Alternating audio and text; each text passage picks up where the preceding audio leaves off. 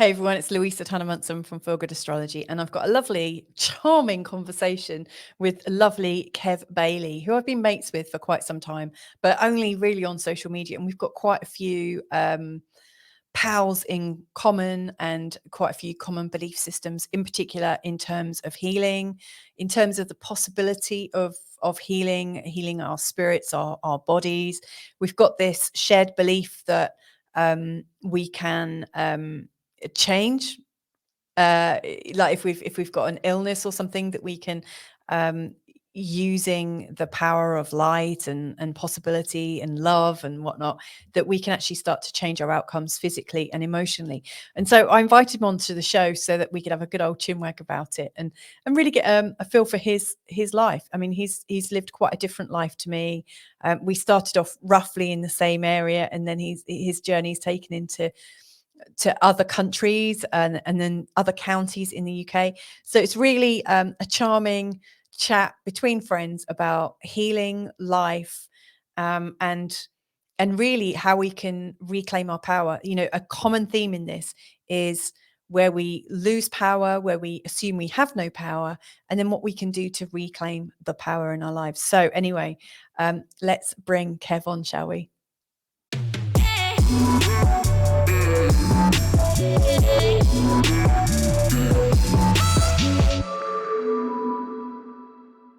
So it's my absolute pleasure today to bring in my guest. That's Kev Bailey. And we've been friends socially, you know, on social media for really quite some time. And it's the first time we're actually kind of meeting face to face.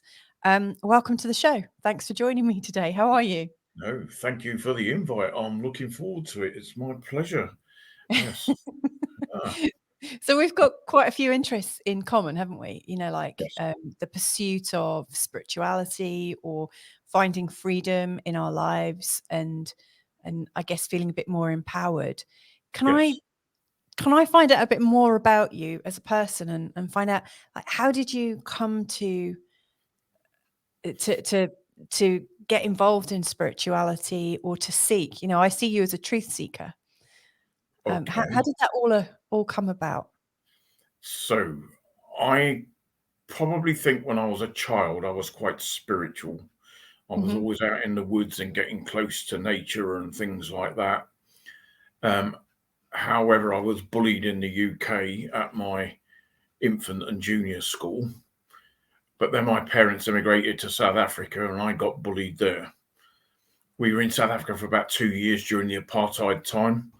And my parents suffered some of the violence and stuff, and so they thought that they would return back to the UK, Mm. where we moved to Plymouth. Wow. And I was in Plymouth for about 5 years. But my father enrolled me in an all-boys school, and so I put a front on to protect myself. I became the school nutter. So I wasn't so much fighting and things, but the school taught us how to make chlorine gas in a fume cupboard. So Wow. on Friday afternoon, I would get a bit of money for a collection off the lads, and I would disappear up into the chemistry lab Friday dinner time and make chlorine gas. However, I would leave the fume cupboard door open and all the school doors, so the whole school filled with chlorine gas, and we all had to go home early. It was terrible. And then other times, I would sneak up there and pour sodium or potassium down the sink, and it's very, very reactive, and it Mm. catches fire when it gets on water. And you used to be able to hear it going through the pipes, you know, and the fire brigade would be called, and we'd go home early again. Wow. My old man, though, he was always called down the school, and because of my shenanigans, he was an ex-military policeman. Mhm. And so the more I rebelled and the more I'd done these things, the harsher the punishments got. And so I kept rebelling. I'm an Aquarian, and I know you're into astrology and stuff. So Yeah, yeah, just a bit. yeah. So I rebelled more and more. In fact, I rebelled that much. I started hanging around with the Hells Angels and stuff in Plymouth. And so the punishments got more and more. In fact, one day I'm sure he was punishing me for something I hadn't done. and he was hitting me in the stomach and dropping me and picking me up by the hair and hitting me again. And he went to do it a third time, and I hit him, and I knocked him across the kitchen. And I think we both went, wow. Him because he now realised I was a bit bigger than he thought I was, and me because I was a bit more powerful than I thought I was. So not long after that, he told me I ought to leave home. So I was about 16 and a half at the time. So I moved back up to Hertfordshire, went to live with my gran. She was a bit schizo. And with the place I was working at, I'd met a Sikh guy. So he used to come round and we'd go out. But while he was there, she'd be very nice to him. But when he was gone, she was very racist. And let's put it this way, her language wasn't very polite. So in the end, I got a bit fed up with that, and I moved in with his family. So I lived with a Sikh family for probably about a year. So while I was in Plymouth, I tried to join the army, but they offered me the infantry, and I didn't really want to be cannon fodder. Yes. So I waited till I was 17 and a half, and then I reapplied to join, and I got in the REME as a vehicle mechanic because I wanted a trade. So I spent 12 years in the army, and they channeled all of this hijinks, shall we say, into a more productive way, if you like. It also the army gave me that sense of achievement and going out there and doing things and going against the odds, and you keep going even when you don't want to keep going and stuff like that. So, and it took a lot of the fear away for me from the bullying as well, because now I was bigger and stronger and stuff like that, and people may think twice about bullying me. But towards the end of my army career, I wasn't very fit, and so I'd volunteered for Northern Ireland to get away from being posted to the paras, and then I was due to get promoted and get the posting of my choice and all the rest of it, but I would have had to put up with the paras again. And it was the first time they were coming back to Ireland since Bloody Sunday. And I thought, no, I can't do this because they have to do all the fitness tests faster than everybody else and all, you know. So I got out of the army. And then I'm sitting there looking at the state of me and thinking, you need to do something about this. You're fat and ugly and you need to go and sort it out. So we're so cruel to ourselves, aren't we? we are indeed. So about bullying, and then you're bullying yourself. I went and took up martial arts. That's and great. I was doing martial arts for about 20 years, and the style we were doing was more or less street fighting. The closest to our martial art was Krav Maga, the Israeli martial art. Yeah, they're well hard, aren't they? Yes. I quite fancy having a bit of that. So I got fitter and fitter, and then I ended up starting to teach it. And with another couple of guys, we were running about 3 or 4 schools. But then I got promoted at work to come up to the Midlands. And so I opened a school up here. The promotion didn't work out because the branch didn't keep going, but I bought a pub and I was running this pub. So I was getting quite angry in the pub because we were in a small village, but there was a lot of the Powder Your Nose Brigade and a few village idiots, and you couldn't really take them round the back and give them a good slap. So, and also at that point, I just renewed my relationship with my father, and he decided to check out. It was a surprise. He went to Plymouth to see my sister for Christmas, complaining of a bad back. But what he didn't realise was it was his kidneys packing up because he had septicemia. And by the time they realised, it was too late and we had to turn the life support off. So that really made me angry as well. So then there was a sequence of events. For instance, I don't normally read book reviews, and I wouldn't normally read one about Lorna Burns' Angels in Your Hair. However, I did this day. And I said to my ex-wife, she was going into town, would you get us that book? Well, she thought I'd fallen down a flight of stairs and banged my head. So, you know, but she got me the book in all fairness. And then I read it. And it made me quite emotional, some of the stuff that Lorna Byrne had been through and stuff like that. And some of it I could relate to. So I had a conversation in a pub with somebody that I know, one of the customers, and she said, oh, I know a bloke can sort you out. So up until this point, I've never believed in anything spiritual or woo-woo at all. I used to say, well, let a poppycock prove it. Anyway, this guy came down. He was a medium. His name's Shane Darby. when the pub was shut, and there was me, him, and my dead dad sat in the back room of the pub, and we were all crying because of the emotion that he could feel from my dad, and he could obviously see mine and things that he was telling me my dad was saying and stuff. He was too far away for me to go to meditation classes, and I'd learned a little bit about meditation doing martial arts. So yeah, I had another conversation in the pub with somebody else who says, "Oh, my friend goes down the road." So I went to this lady and started doing her meditation evenings.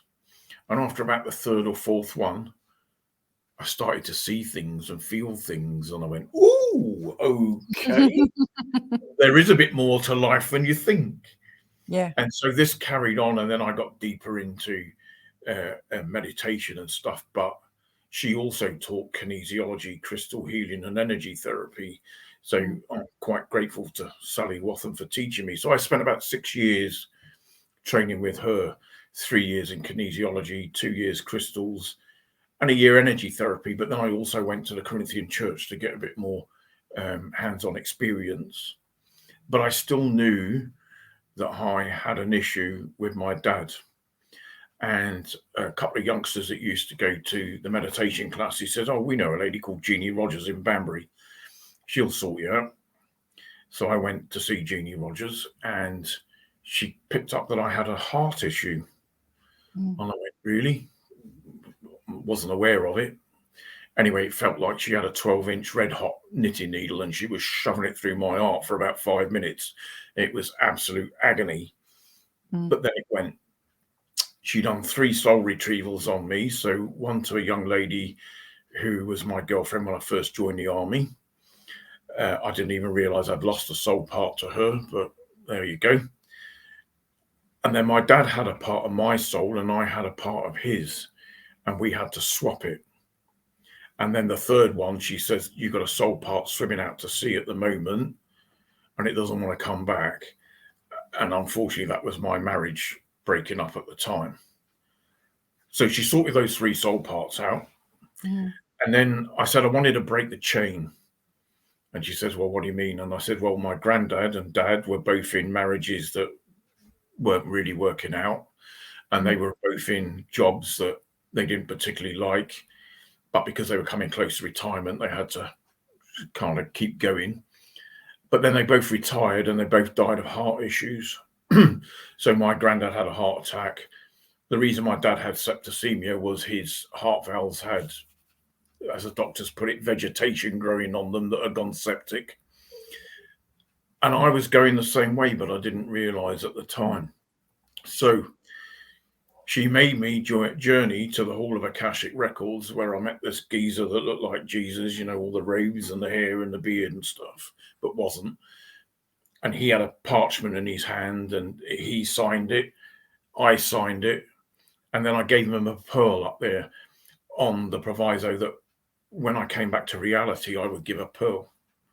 So I went down the local river and I'd done a bit of a ceremony and I chucked the pearl in the river. And then I was driving home and the next minute I got pushed right back in my car seat on my third eye. And I thought, what the? And then I realized, okay, I don't get subtle hints. So they're giving me a big hint that I've just fulfilled my side of the bargain. So they're going to fulfill theirs. So I did have a heart issue. I've had a heart bypass. But because I broke the chain, it didn't kill me. So I still had all the emotional stuff that's behind it.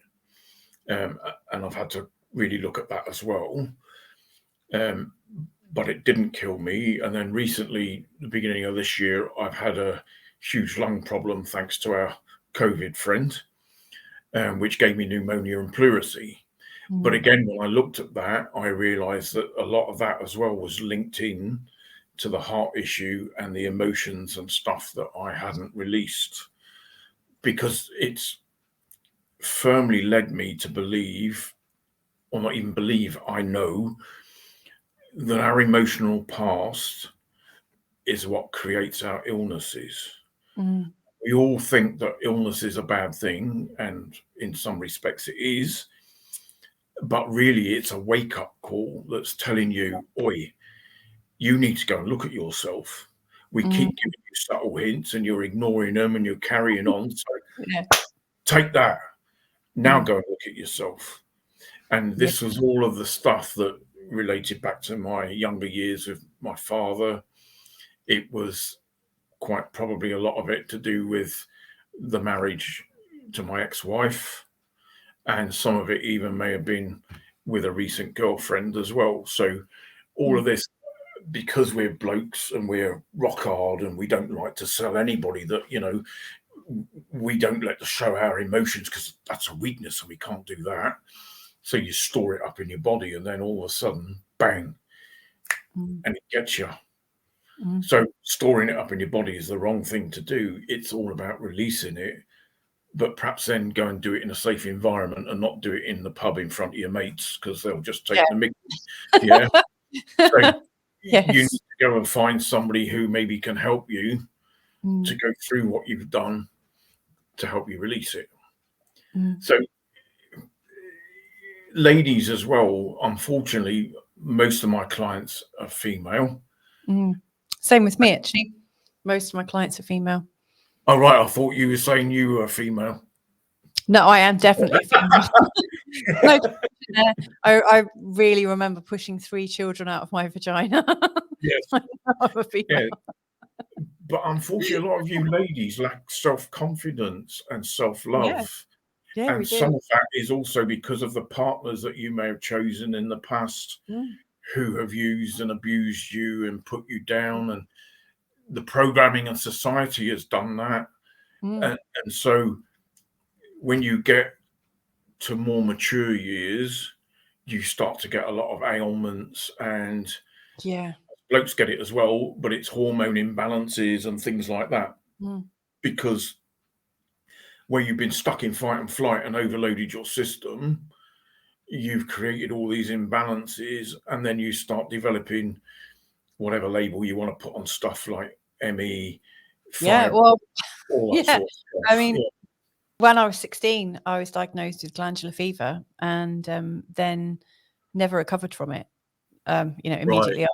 And I was told, oh, it's in your head, because back then, I mean, we're talking 30 odd years ago now.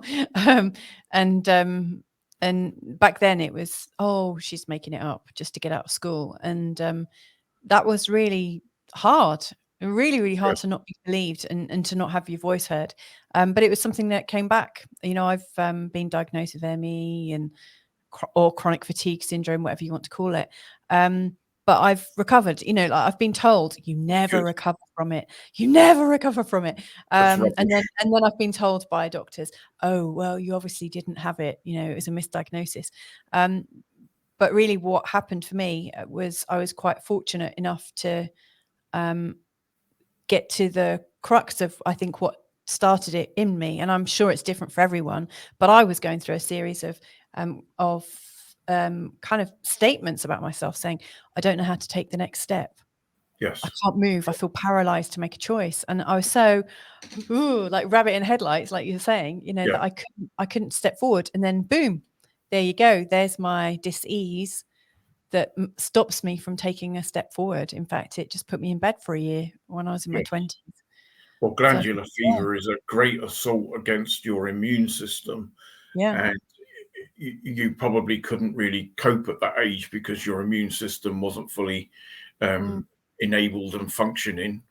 And it's like, I have a lady in Leicester who, she had glandular fever and now she has MS. She's also been through a lot of emotional stuff, because my theory about MS is that you emotionally shut down, so therefore you create your body shutting down as well. And we were managing to overcome some of it, and she'd started to walk up again a little bit and things like that. But because of COVID and not being able to see her, not saying it's all down to me, but she's deteriorated again, which is a bit of a shame. So, you know, but yes, once you realize what it is, and Bruce Lipton in his book, Biology of Belief, he explains how the body shuts down when you go into fight and flight. And of course, that's only ever supposed to be temporary until the dinosaur buggers off and then you can relax again. But either with one big event or lots of little events, we get stuck in fight and flight. So if you're in a marriage that you're not happy with, or maybe you're getting abused in it, or whatever the situation might be, you're in fight and flight for a long period of time. Your body never gets a chance to reset. So it creates then, well, all the bugs in your body that would normally be kept under control go, yeehaw, party, let's go. Yeah.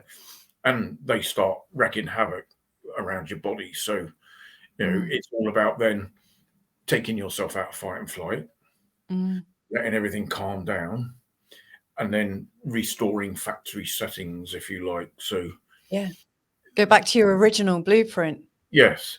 So when I do this with people, I put them in a state of weakness using kinesiology. Because I'm a bloke and I'm not very subtle, I got a couple of house bricks, which are smoky quartz crystals that go between their ankles, taking negative energies away.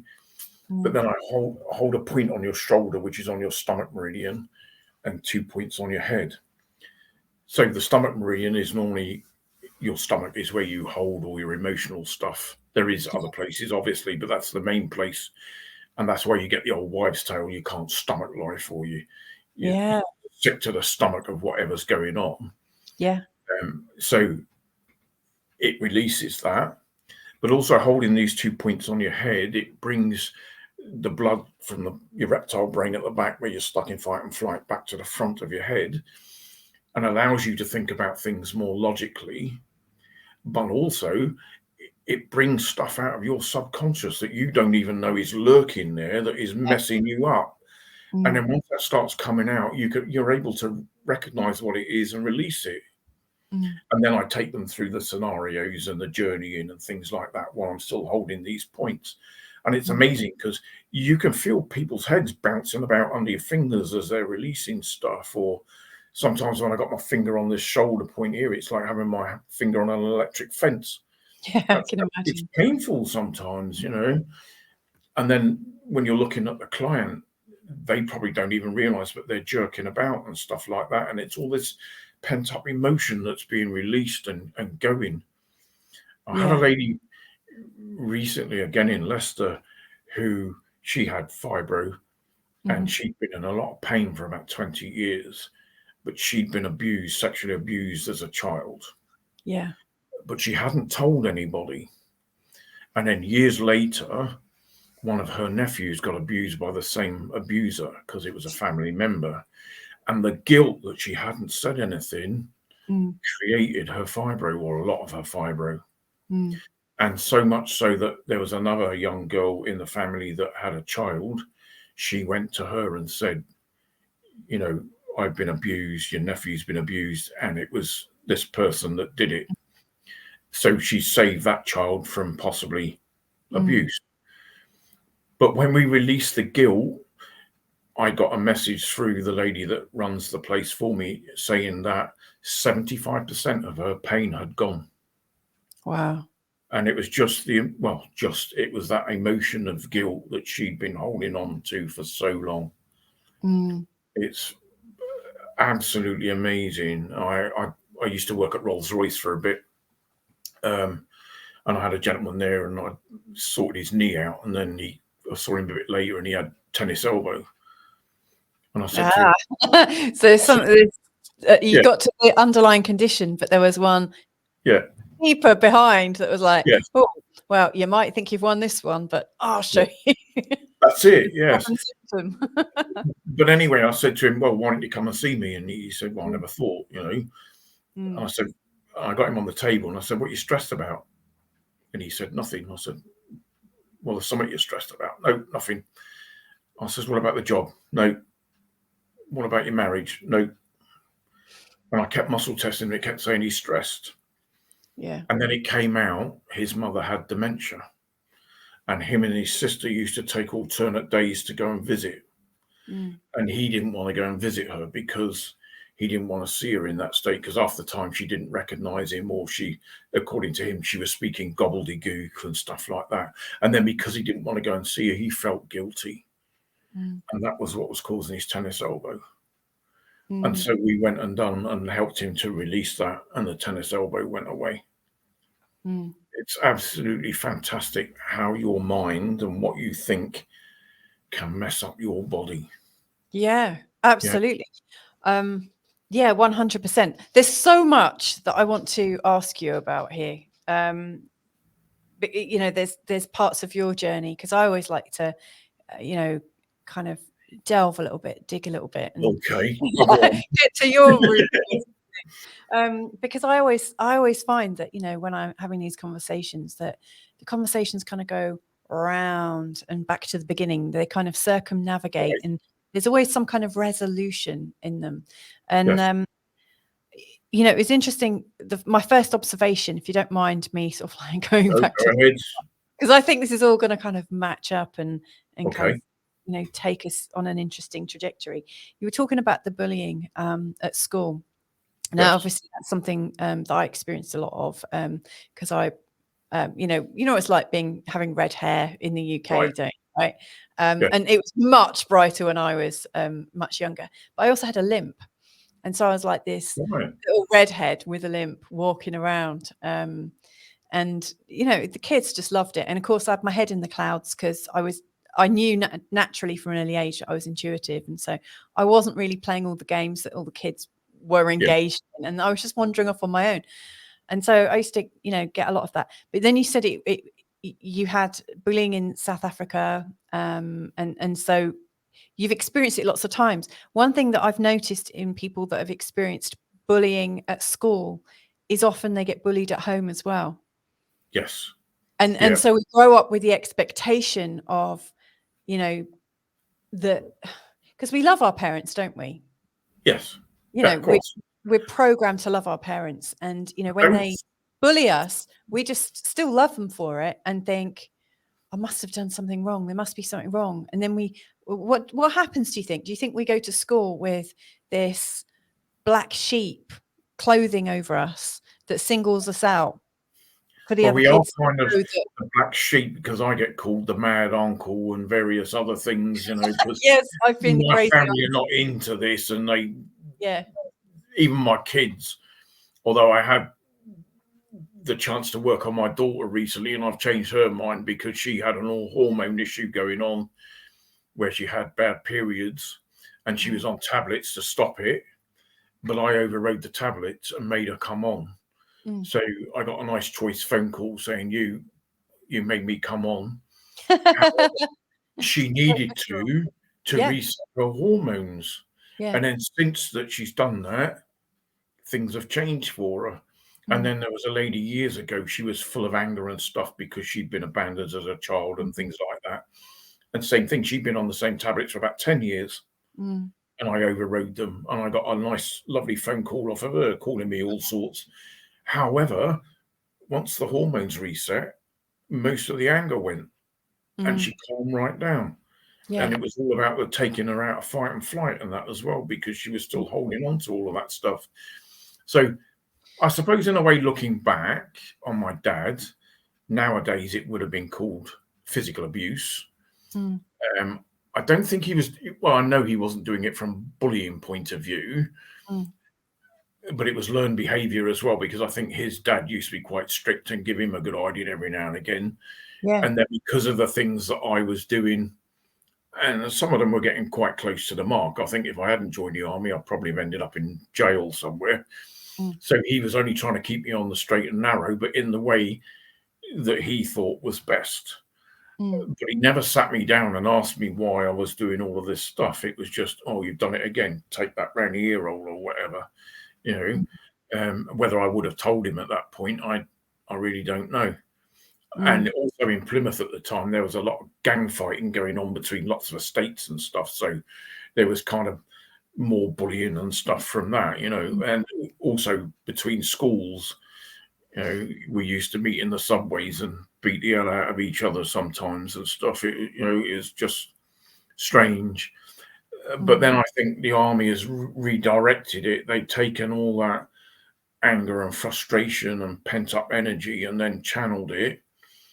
And then further the martial arts, because now the best martial art in the world is to walk away from the fight and not get involved in it. You know, that's the first form of self-defense, is even to realize that things are not right or the energies have changed, and to get the hell out of there and not get involved. So I think in my life going through that, it's been preparing me for what I'm going to be doing in the future. And I don't know what that is yet, but it's kind of made me like a bit of a, without being egotistical, a spiritual warrior, because now there's a lot of things that I face with clients that I'm not scared of anymore. Yeah. Well, it's definitely set you up, hasn't it, to understand any kind of trauma that people have gone through. Even doing the shamanic healing, because you have to journey. One of the things you do is journey to see your death. And so you know when your death is. And the reason you do that is that anything that happens between now and the time of your death, you know you ain't going to die. So therefore, what are you going to be frightened of it for? Yeah. You know, so that does give you a warrior mindset, I guess, doesn't it? Yes. Yes. And especially in today's climate, you know, there's a lot of things, negative things going on out there that you have to realize they're going on, but not feed the fear, and just carry on with your life as much as possible and put things into place to protect yourself. Yeah. But don't allow them to affect you. Yeah. And that does take balls of steel, doesn't it? But that's a form of bullying as well, what they're doing out there at the minute. So sometimes it triggers me, you know. Yeah, well, I mean, what I see actually is, I mean, you know, I really hear you. You're talking very respectfully about your dad. You know, like it sounds like your dad didn't have any other tools at his disposal other than to try and correct your behavior. And I've come up against, you know, things like that as well. And we have to also factor in how our parents were treated and what kind of abuse they may have had or entailed. And I think, you know, the after effects of, you know, the two wars, you know, in the early 20th century have had a knock-on effect that it's been like the gift that has kept on giving, hasn't it? It's slowly coming out. But as it's coming out of physical violence, there's a much more insidious type of bullying. And I'm seeing it really come up now, you know, like this emotional coercion and secretive and and you programming, and you don't even realize that people are doing it. Yes. And also suppression, like suppression technologies to suppress our immunity and to suppress the truth. Yeah. I mean, when we're under par, like, I mean, it's interesting that, you know, before you really found your spirituality, you realized that your body wasn't functioning right, and you wanted to get your body functioning right, because there is something in knowing that you're functioning right. You can feel clearer, you have more clarity, you feel connected into your body, and there is almost this forward momentum. And you were talking about guilt, and I really see guilt as a very slow emotion. It's a disabling emotion that it just stops us. It sort of disconnects us from taking meaningful action. Yes, guilt and shame are probably the biggest emotions going. Blame, shame, guilt, anger. Wow. Yes. I mean, I actually quite like anger, because there is a bit of movement with anger. Yes. You know, if you can get people to get in their emotions suddenly, then you can. That's the thing about martial arts. I mean, we had punch bags and stuff like that. So if you are angry for whatever reason, you can imagine that punch bag is my dad, and I'm giving him a good hiding back, or whatever it might be, or whoever might have wound me up that day. And it's a way of expressing it in a safe environment and allowing it to go. So I studied martial arts in my early teens, and I really loved it. I studied jiu-jitsu for a while, and I always think at some point I'm going to go back and do it. For me, I feel like it gives you a bit of self-respect, doesn't it? There's something like that made me stand up. It changes. Yeah, that's right. And you may not even realize it yourself, but other people look at you and go, well, I won't mess with him then. Yeah. Because they sense that it's the persona about you and things like that. And yes, some of that was because of my bullying, and I projected that sort of thing, especially in the pub, that, you know, don't mess with me. And, you know, if you're going to do something that doesn't fit in with pub etiquette, then you're out the door, sort of thing. Yeah. So there is that, but people just sense that you're not a victim. Yeah. So they go and find somebody else that's going to be an easier mark. You know, these people that are bullies or that are negative can also sense energies. And if you're of a positive energy and it's quite high, or you're quite confident, they sense that energy, and so they'll go and pick on somebody that's easier. Well, it's interesting, when you were talking about us women and how, we've suffered a fair bit, and, we may have found ourselves experiencing diseases from feeling uncomfortable with our situations. I've experienced all that. And I also look at the men in my life and my men from the past, and, the boys, my two boys, and, the men they're going to grow into. And actually, I just see all around a lot of men who haven't really grown up from childhood. I see hurt little boys that aren't loved. Run in a pub when it's full of them. Oh yeah, I mean, I love football and fighting, or it's the notch on the bedpost where they've got another girlfriend or something like that, and it's quite sad. But that's more about them and the fact that they feel they have to do that to be validated. Than getting more in touch with your female side. And I don't mean dressing up on a Saturday night in women's clothing. I mean becoming softer and realizing that you don't have to have this front, and you don't have to be hard and out there and all the rest of it. It's just as nice to be a bit more softer and so forth.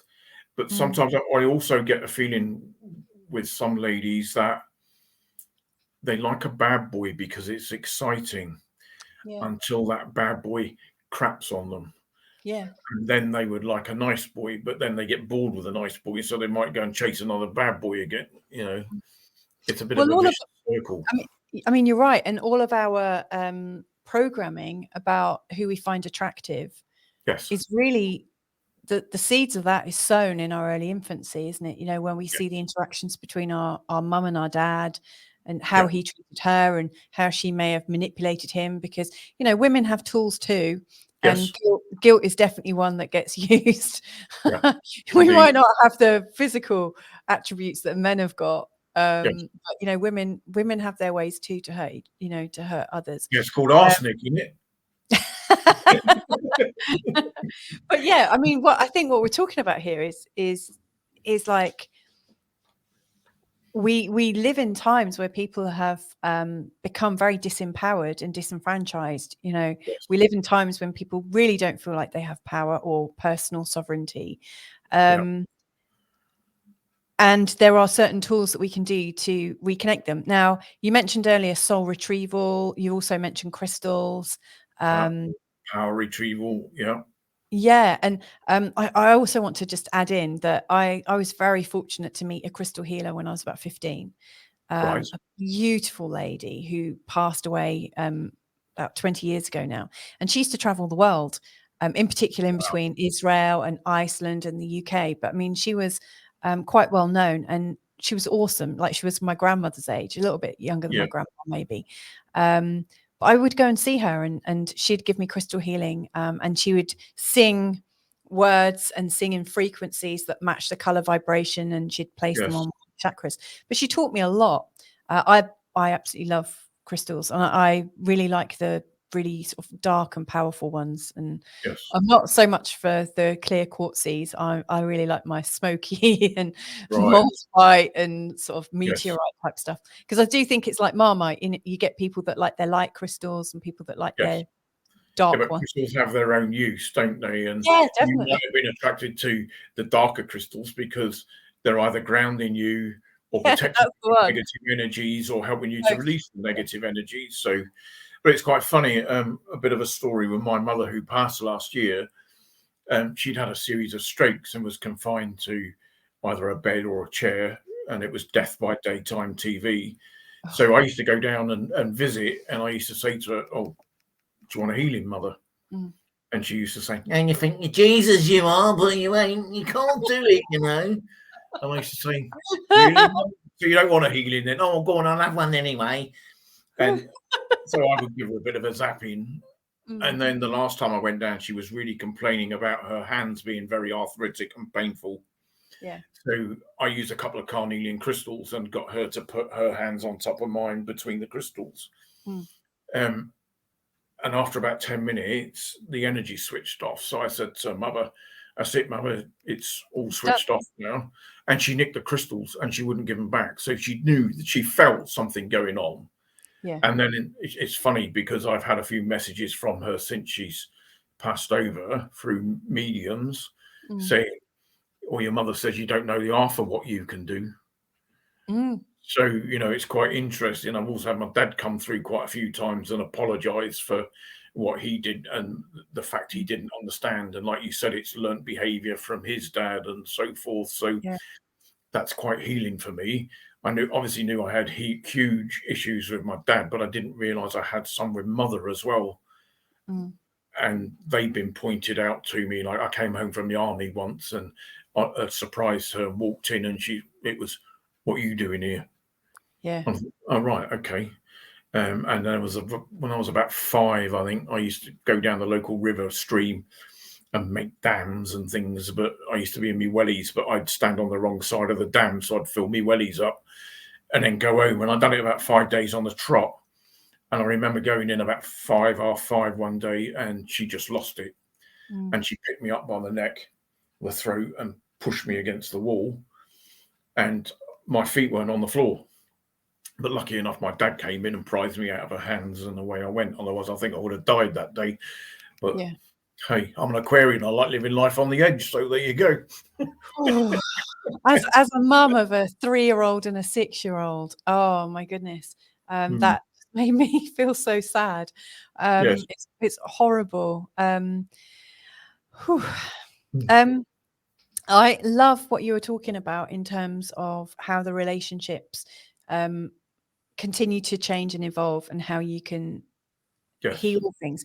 Because one of the things that I've come across in my own life, but also working with other people, is that, there's this kind of belief that, actually, before I say that, like, one of the things that is quite difficult for healing is sometimes, we want to have a conversation with someone and clear something, and they don't want to talk about it. And so it often looks like there's nothing you can do, like you're in a place of vulnerability. And what I've noticed through, like sometimes I'll just talk to people etherically, I'll connect into my higher self or, whatever word you want to choose to use for it. And I will imagine talking to their higher self, and not to tell them what to do or anything like that, but to almost to say sorry and to say, look, whatever's going on, I would like a clearing. I would like this sense of something changing. And I've also noticed that with like family constellation healing, where people go through different scenarios and you're doing it remotely. And the thing I always notice is that something changes. Clients They will get it on an energetic basis. It's And more I've had effective. a lot. There are people that I've worked on where like mother and daughter have become estranged and they haven't spoken to each other for a couple of years. And so whether it's the mother or the daughter you're working on, you get them to talk to mother and sort it all out. And then they get to say, well, I would like to renew the relationship. And then within a couple of months, normally nowadays it's a couple of months. It used to be sometimes it would take a year. Yeah. They would make the connection again. And I was even doing a lady in Wigan once, and there was like 2 of her mates waiting in a cafe to come in after her. And she went to the cafe and she looked at her phone, and her mother hadn't told her in 40 years that she loved her. But she sent her a message while she was on the table. We were doing her, I love you, don't you? Because she nearly fell off a chair in a cafe. The person coming in told me what had gone on. So, but what I always say to people, especially if you can't come to somebody like me and do it in person, is get a photo. Yeah. And tell the photo what you really want to say. And if it's somebody who's really wound you up, put the photo on a pillar and punch the stuffing out of it while you're telling it and let all that anger go. Oh my goodness. Yeah. Because that's what it's about, is letting that all that pent up anger that you've been working on, let it go. Yeah. And then, like you say, ask your guides and your team, guides, guardian angels, can have a word with theirs to help you sort it all out to everybody's highest good. Yeah. But sometimes we don't know what that is. And so people that are in relationships, whether it's mother, daughter, father, son, husband, wife, we don't know what the highest good is. And if they're supposed to part and stay away from each other, then fair enough. If not, then they'll renew the relationship and it will go forward, because it's Yeah. all about soul contracts and what you've actually agreed to before you come here. And a lot of people dismiss this, or they're not even aware of it. But so I firmly believe when you're sitting up there with your guides and guardian angels and your higher self, and you think, yeah, go on, I'll experience that. Yeah, go on, I'll do that as well. Yeah, bring it on. Yeah. And you write your story and you star in your film and you get your T-shirt, and then you're born and you've forgotten all these agreements. Yeah. So you're on the stage of your life, and then enter stage right. Your dad And you've got your script in front of you. Yes. And he comes on stage right, knocks you about, does whatever he's supposed to do, and exits stage left, and you're this blubbering mess left in the middle. But if you can step back from it and think, what the hell did I want to learn from this? Yeah. And all of a sudden you start to have the realizations and things, and it goes away. You may get another further test just to make sure, but normally it goes away. But then, of course, there may be something else that crops up that you've also agreed you want to learn that. So, and they say that the people that love you the most in spirit are the ones that come to teach you the hardest lesson, because they're the only ones that have got the guts to do it, to upset you. Yeah, I really believe that. I definitely believe that. You've just referred to a few things actually that I just want to kind of re-go over actually. Okay. I really like the fact that you were talking about putting a photo up and punching the hell out of it. And I went, ooh, but you know what? Yeah, there is something in releasing your anger fully, and there is this kind of you do come across like the love and light brigade, who are all very holier than thou, you know, where you kind of just rise above. And I remember when I was I only want to be love and light and fluffy. I don't want to look at my dark side. Yeah, look at your dark side. That's why you're here, to learn lessons. Yeah, so stop it. Get a grip. When I was being bullied at school, I had two very conflicting messages from my parents. My mum said, "Oh, they're just jealous. Just rise above it." Yes. And my dad took me aside when my mum wasn't there and said, "Find the ringleader and kick the shit out of him." Yeah. And it will stop. And it did. Yeah, I didn't have to kick the shit out of him, but I did, I did become a bully to, stop a little bit. I rose up in my power, and it's a funny old balance, because people who go to the you must like rise above it. I sometimes wonder if the main lesson of learning how to be human is lost, because human is like humanity, like we're here on earth. It's a very polar place with sometimes though with the dark and light, and the lesson for them and the lesson for you is to set the boundary, and draw that line in the sand. And so there's quite a few people that I've come across in my life where you may have a discussion with them, but they're entrenched in their views. And so it's pointless carrying on and trying to overpower them to make them think the same way as you. So let them have their journey, let them have their beliefs, and just walk away, because all you're doing really is stressing yourself out, trying to sort them out. But who's to say that your belief is correct? Exactly. Yeah. I mean, I think that more and more. Yeah. So let them have their journey, let them do what they're going to do. And at some point, they're going to learn a lesson. And they don't need you to show them. If they come to you and ask you questions, then it's a different thing. Then you can sit down and have that discussion. But until that point, you might give people sow a few seeds, and then maybe they'll go away and nurture it, or you can nurture it, or whatever. But if you put the seed on stony ground, there's no way it's going to germinate, is it? So what's the point of bothering? And again, that's what's going on at the moment. There are people on both camps in today's issues trying to force their power and their views on somebody else. Well, let's not. Let's just come from a place of love and let them have their beliefs and so on both sides, but have the respect for each other so that you can just continue to go on and with love and grow, hopefully. Yeah. Yeah. I'm totally with you on that. I also like going back to the sort of like dark v light, or like good v bad and polarity and stuff. In recent years, I mean, I found myself politically getting drawn and then like that and then like this over the years. I even lost myself on the camera there. I've felt very swayed many times. But I just find myself just becoming more and more integrated. Like being all love and light and holier than thou. It's I guess it's an aspiration, but it's not necessarily a reality. And I think sometimes giving yourself the choice to react in the moment, like there might be a time when you do choose to stand up for yourself. And in raising my children, I really want them to know that they don't have to be peace and love all the time. And that, I know that's a weird thing. We're talking about a feel-good conversation and how we can feel good and whatnot. But I think self-respect and being able to draw a line and stand firm in yourself is something that's not really taught for.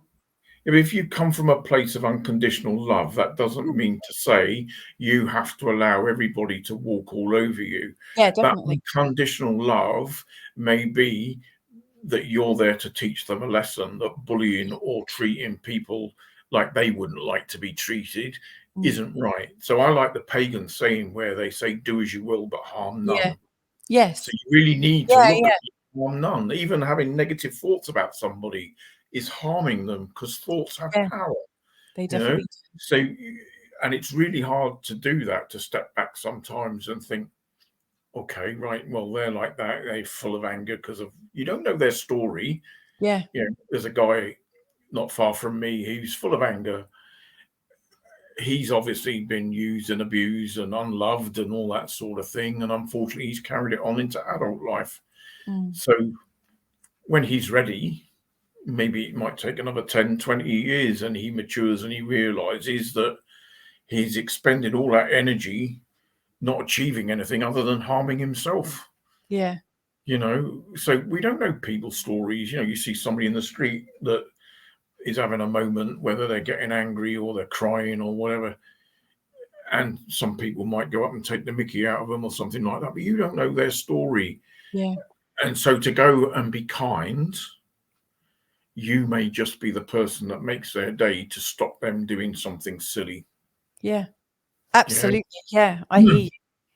Yeah, I love that a lot. I've forgotten the other two things I was going to ask you that I wanted to refer back to. But let's just go with where we are.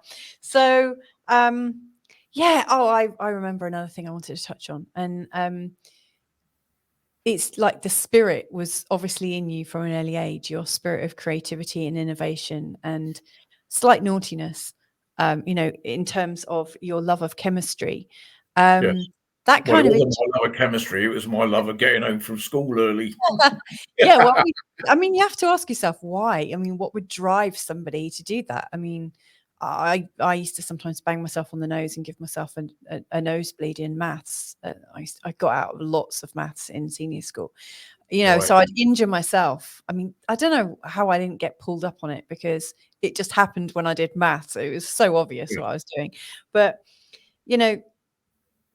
kids, when they feel like they don't have any power, like if they can talk about it and have a conversation with people, then there's usually a situation. But the times when children, or we could just say anyone, when we start to get subversive and start being a bit naughty and using a bit of ingenuity, is because we've had our avenues to our own personal sovereignty and our freedom. Those avenues have been curtailed. And so I really love your spirit, in terms of, you didn't want to be in school. You probably couldn't see the point of it. You wanted to be out of it, and you made it happen. Yes, well, some lessons like you found. So I'd rather be on the beachfront in Plymouth. I was the only person, I think, in my school could play truant, and nothing was said because the school was quiet. Yeah. So, but it would seem like we've had similarities, because we've both been born with gifts that we haven't realized. And also our peers haven't realized either, and our parents and stuff.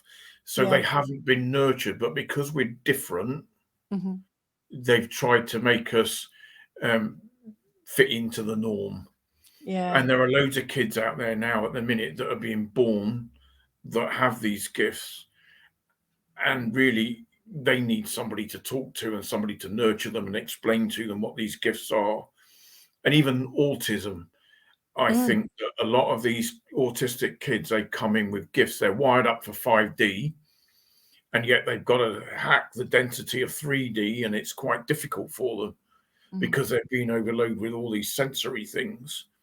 So to be able to explain sometimes to some of these autistic kids that you have gifts, they're not a curse, and at some point you're really going to love the fact that you've got these gifts, because they're all going to kick in.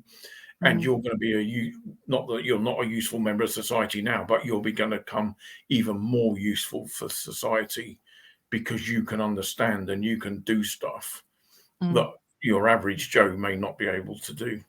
Yeah. But it's just helping them get through it at the moment. Yeah. Yes. So like, I really see this sort of empowerment and taking our power back. One last, one thing I just want to sort of like clarify, and then I think I should wrap it up, because I've had so much of your time, and I love how you've, shared from your experience and your journey and everything. And I just think the more I have chats like this with people, and the more we all talk to people, every one of us, the more we have chats like this, the easier it gets for the next generation and the next generation, like these kids you're talking about. My husband has this saying, it's probably not his because he's very good at like picking up stuff from other people, but he says like each generation is standing on the shoulders of giants, so like our parents cut it for us and put us just ever so slightly more, we've just got a slight advantage, and then each generation, slow evolution. And because we're not very able to see the bigger picture, we can't really see our evolution that easily, because we're so in our own. Yesterday, I had a couple of days ago, I had a walk up the canal, and I normally sit on a bench near one of the locks in the sun and just watch the world going by. But I happened to go at the same time, the factory up there, the upholstery factory, had a lunch break. And this young lad come out and asked if he could sit on the bench next to me, and fair enough, go ahead. And we said a couple of things, and that was it. And then I went up again yesterday, and lo and behold, he came out again as well to have his lunch. And then we started talking.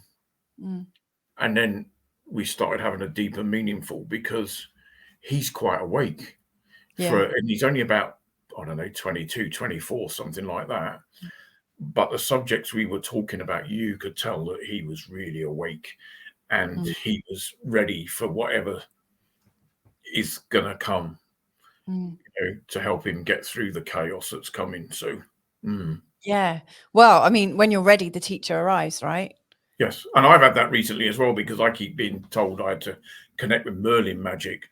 And I thought, well, what's that? Is it druidry or something like that? And I was even driving for my son once and coming back up the M1, and this truck moved over, and there was a big white van with Merlin magic all over the side of it. And I thought, yeah, all right, I'm getting in.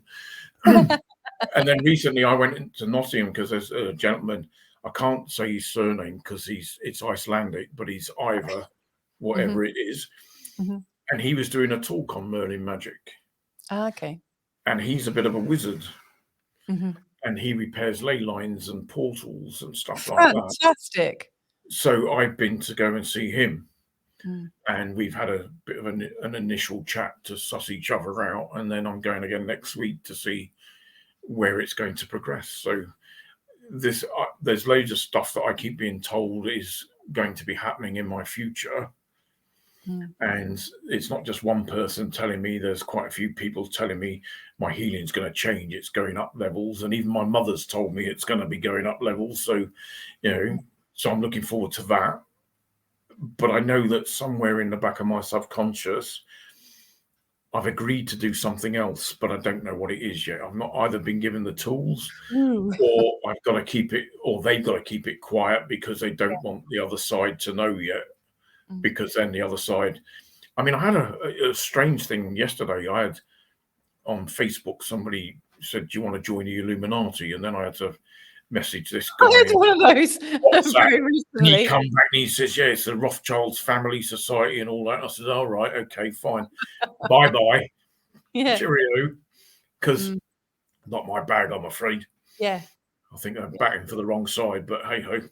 I saw something like that come up in my Facebook feed, and I just thought, yikes, and ignored it. I'm just like, Yes, went on by. Oh my goodness. but like anything though, there's polarity even in the Yeah. Illuminati. There's a good side as well as a bad side. So I wanted to work out which side they were batting for. Yeah. Unfortunately, I think it was the other side. So Well, it's interesting, isn't it? Like, you know, like somebody listening that maybe hasn't been like looking at what's been going on in current news and sort of yes, researching and doing deep dives into the situation, the political, religious, spiritual, educational, healthcare situation that we find ourselves in. yeah. Like, you might be a bit shocked to hear, the words Illuminati and that there's a good side and a bad side. Like Kev and I, it's fair to say we've But done are quite a we few right dives. or are they wrong? Because Yeah, exactly. I'm they open may be to going being through all wrong. this, but they're not having all the stress and all the rest of it that we're having because we're Yeah, hearing what's going on. exactly. And at the end of the day, we know that the good guys win and everything gets better. And so they might be just poodling along doing what they're supposed to be doing. And then Yeah. they'll come out the other side and they'll be going, Oh, "Well, what bright new you world. got upset about? Yeah, what happens?"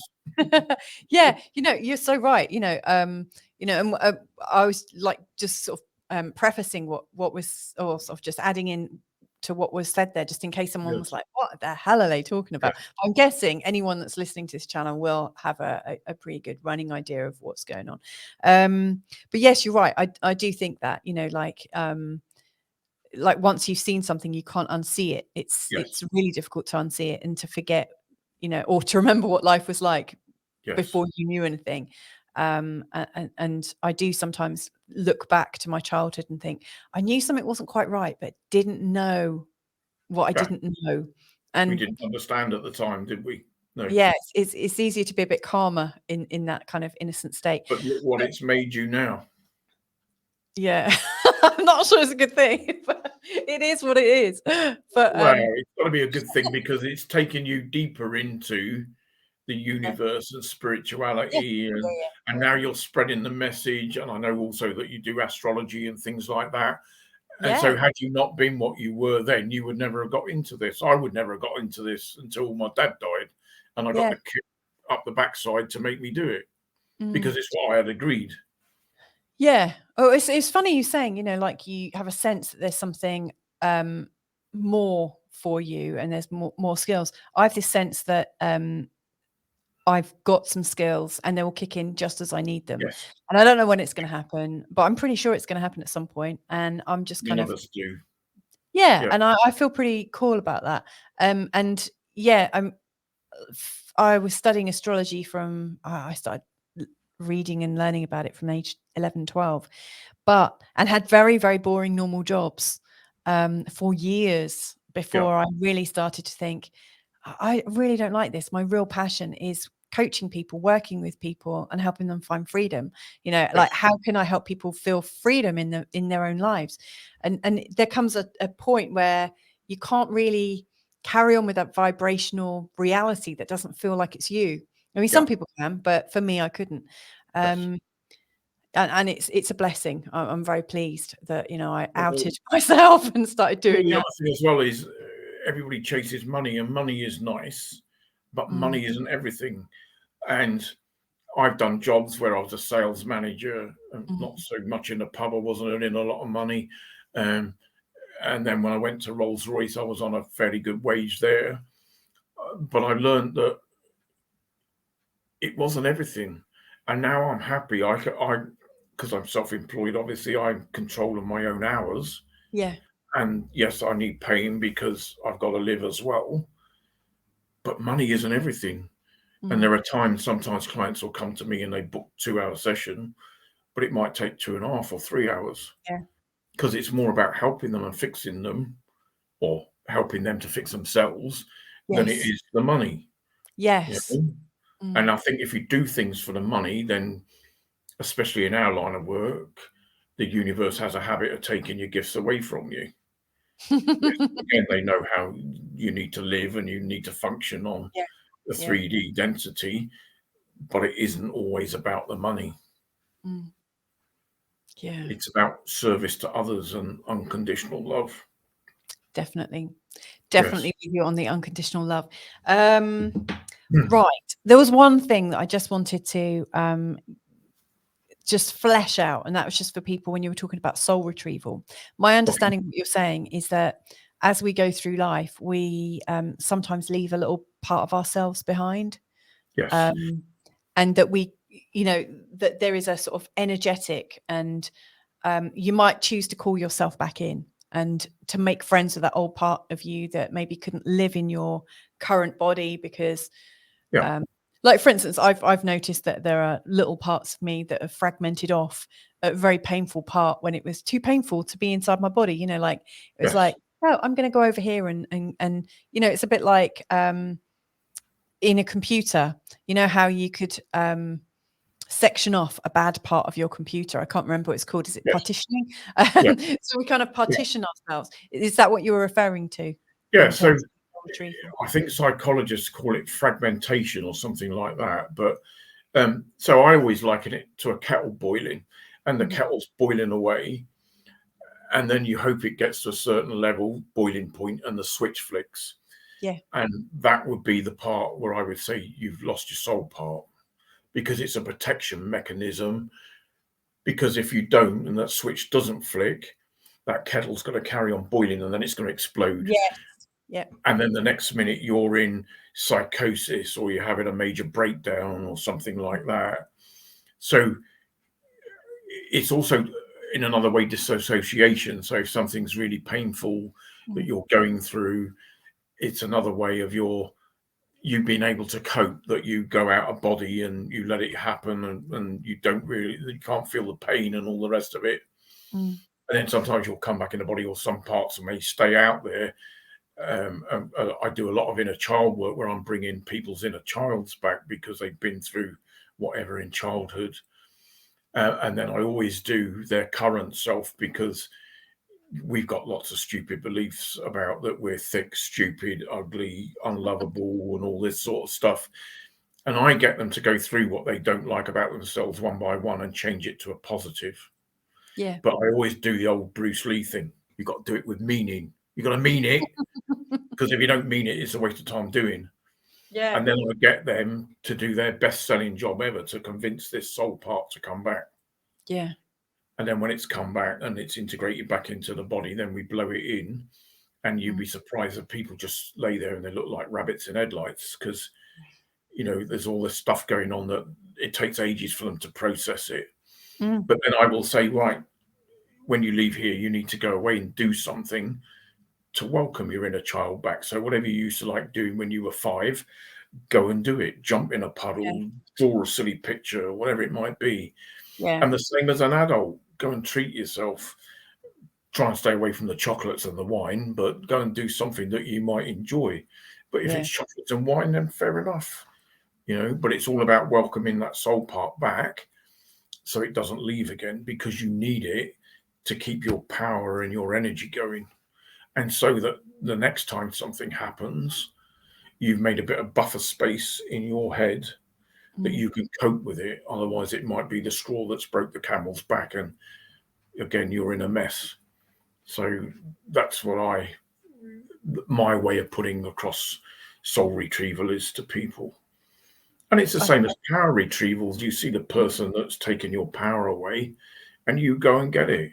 And I don't care sometimes how you get it. You can poke them in the eyes, kick them in the crotch, but it's your power. You need to get it back. Yeah. See them shrink as you take the power back away from your bully, and then put it back in your body wherever you want it to go. And then while you're telling your bully what you really wanted to say at the time and how they made you feel free to give them a good hiding. Let anger go. Let them have an energetic taste of what they did to you. But then we do the forgiveness part and that afterwards, and cut cords to people. So, you know, You've just reminded me of one last thing. you When keep you were saying these talking, one last things. I know. This really is the last one, and I'm going to thank you. Right at the start, when you were talking about being bullied in the 2 different schools, and that your dad was pretty strong, you also listed off a reel of beliefs about yourself, and I said, and there you are, you're bullying yourself.